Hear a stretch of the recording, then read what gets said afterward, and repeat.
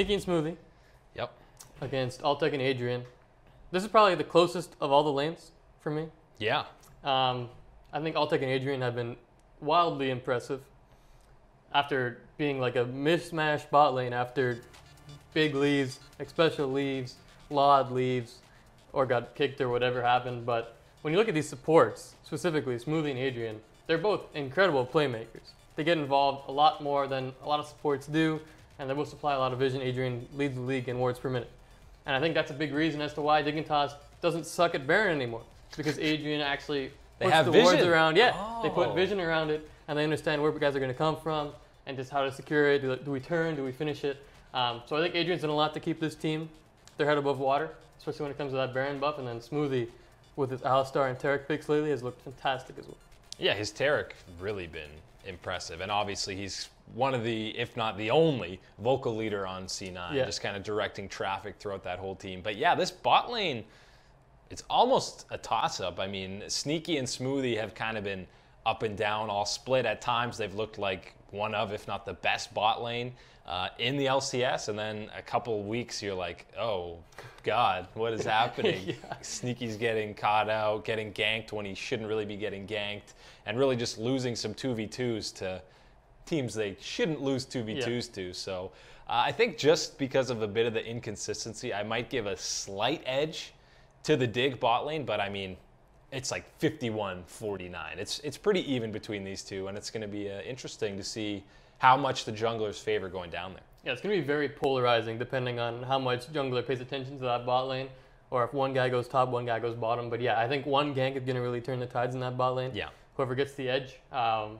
to take over the game from there. But yeah, the bot lane is probably the most intriguing matchup for me. That's where I'm going to put most of my attention, because you kind of know Jensen's going to beat up on Keen to a certain degree.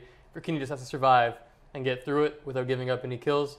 Impact for Someday could be close, but I think Someday has a slight laning advantage. But the bot lane could really go either way for me. I don't know who's going to take it. Yeah, and I think that's why junglers are going to be hanging out down there a lot, because they know that's kind of the swing lane. If you give Dig top and C9 mid advantages in each of those probably, then yeah, the bottom lane's the tiebreaker.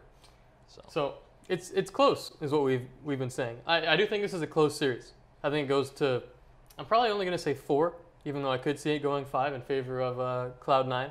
Yeah. But I still think Cloud9 takes it. Lately, they've just been on another level. Jensen hasn't been stopped in a few weeks. And then, again, Smoothie, I really love him getting Alistar and Taric. So I think Dignitas are going to have need to come up with something creative and pick ban to kind of throw them off their game, because Cloud9, in the most recent weeks, looks like the best team in North America.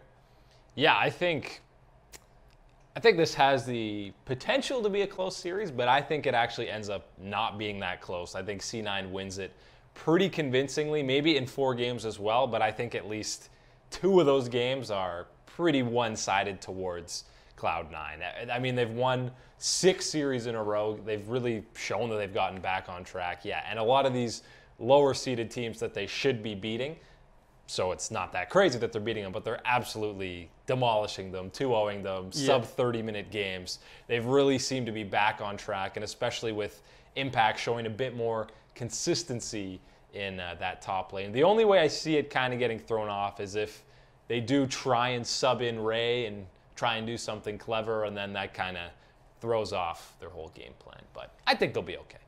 I think so too. But I'm excited for this series. It's my series of the weekend, even though it's only 2 in North America. But that's is it better than UOL Misfits?